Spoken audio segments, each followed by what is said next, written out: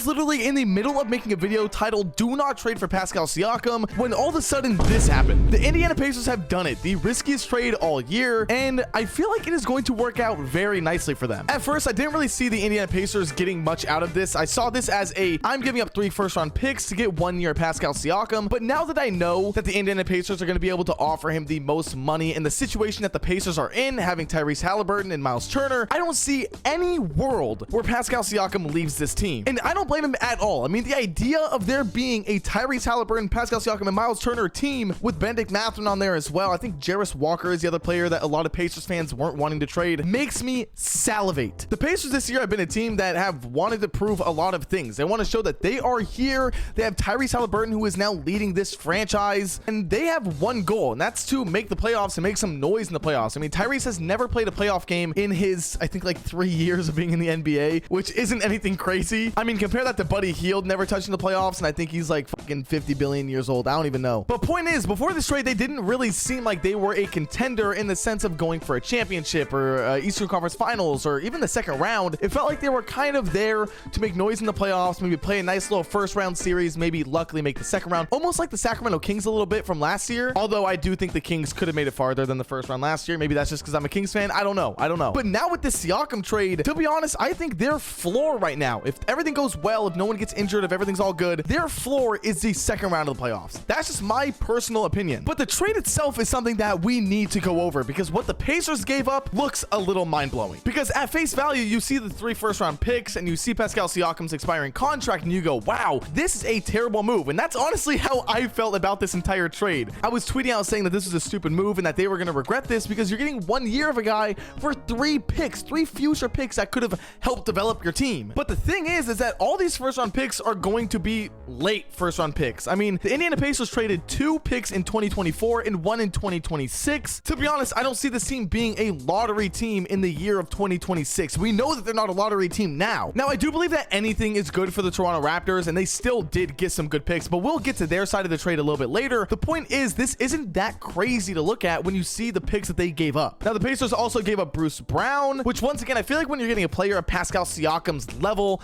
you don't really care about giving up Bruce Brown. He's been great, especially with Tyrese Haliburton being out. I wouldn't go crazy over that. I wouldn't be upset. There's no uproar about giving away Bruce Brown for Pascal Siakam. Like, that's just not going to happen. But you know what really frustrates me about this trade? My Sacramento Kings were a team that was involved in talks, and the Toronto Raptors actually wanted Keegan Murray, which is the stupidest deal that could have ever happened. Thank God the Kings pulled out, right? But another one of the reasons besides the Keegan Murray thing as to why I didn't want the Kings to trade for him was because Pascal Siakam made it very clear to the Kings and to any team in the NBA that he is not re-signing.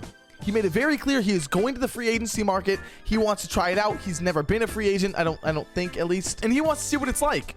Well, all of a sudden he gets traded to Indiana, and now he says he's eager to re-sign with the team. Fuck you, Pascal. Like, what the fuck? Obviously, I'm just joking around, but it's obvious that he's going to want to re-sign with this team. I can't remember if I said it early in the video, but the Pacers have the opportunity to give him the most money he can get out of free agency, and I don't see him being like, oh yeah, I want to go join the Miami Heat instead for like $10 million less. Doesn't really make sense, especially with him saying that being a free agent, he's going to get the most money, whatever money he wants, and with the Pacers, most likely, I don't see a world where they don't offer him a max contract. He's going to be in Indiana for a very long time. But when looking at this trade for Indiana, we see what they get. We see how they are going to now be with Pascal Siakam on their team next to Tyrese Haliburton. But I think a lot of people are going to overlook this trade for the Toronto Raptors, in which I think the Toronto Raptors maybe even had the better side of this trade. Now, that's not me saying that the Pacers got fleeced. That's not me saying that the Pacers didn't have a good trade, because they did great too. But for the Raptors and what they are trying to do, where they are trying to start this new Scottie Barnes era, this is exactly what you want. You want those first round picks that could develop more young talent, and you get Bruce Brown, which is most likely going to be flipped for even more assets. I am surprised though that the Toronto Raptors couldn't just get a little bit more. With these picks most likely going to be late first round picks, I feel like they could have really done a little bit more digging and got a little bit better stuff, but that's all right. And I know that their GM wanted to get even more because they tried getting Keegan Murray, but it seemed like every team wasn't going to fall for their tricks of going for this Pascal Siakam trade. So I know that Raptors fans aren't really expecting championships right now, but this is kind of a fun thing to look at as a fan and see this new era of your team. See the team embrace Scottie Barnes and say, hey, we're building around you. With that being said, I think this is going to be very scary. I hope everything works out for the Indiana Pacers. I hope they can get that re-sign for Pascal Siakam, because if not, I will actually laugh in their face. I will genuinely be laughing in their face. So yeah, overall, I just feel like this is going to be very interesting. This could be the trade that brings the Pacers to contending level, especially if you keep on developing Benedict Mathurin. Things could get very scary out in Indiana. And tomorrow, the Pacers play against the Kings, which might be Pascal Siakam's debut game. I'm not excited for that at all.